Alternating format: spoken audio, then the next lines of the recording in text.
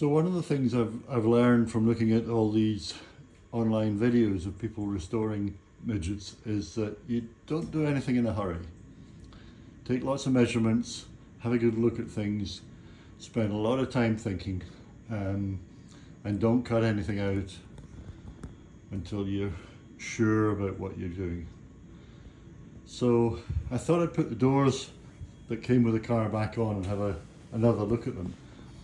And as I've already said, this A-post cover isn't quite perpendicular to the sill, so something's out there. But it's the original A-post underneath it, so I thought I'd put the door back on the hinges and have a look at the fit. And you can see it's not bad. The gap is bigger than I would like it to be there.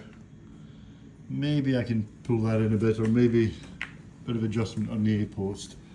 And at the back it's coming out a little bit at the top, and it's pretty awful at the bottom. So, but you know, I think if I bring that down gradually, whether I have to shim or move the A-post, I think I can make this door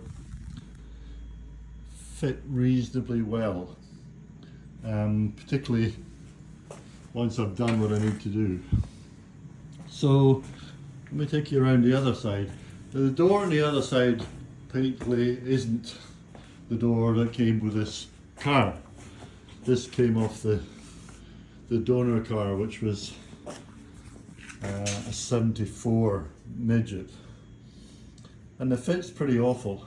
Again, I know that that's not true there. There's a pretty bad angle at the bottom of the A-post, but we've got huge gaps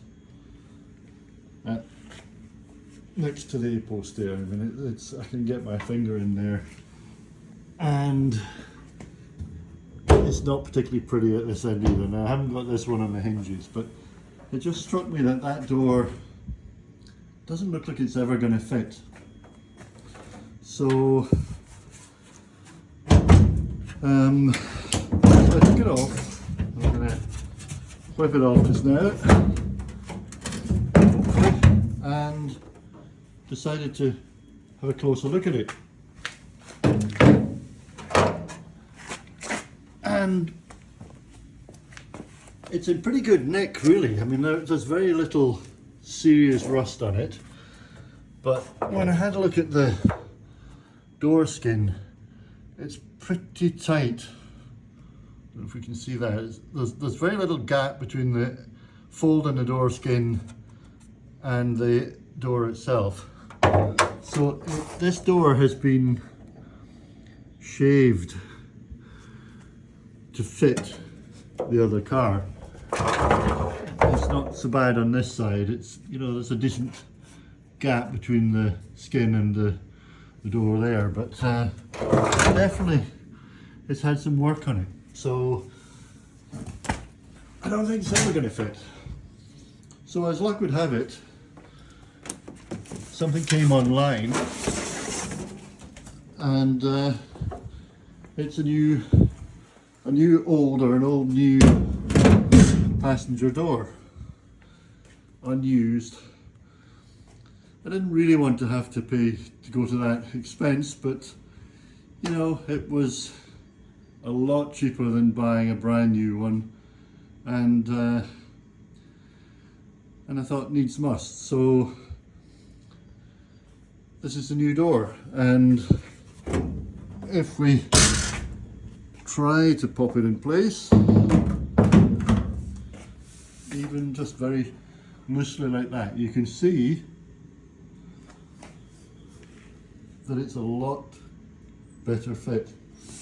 And in fact, I've done the measurements at the top and across the widest point and at the bottom, and it's a good 3/16 wider in all these areas. So I'm pretty sure that that is going to help.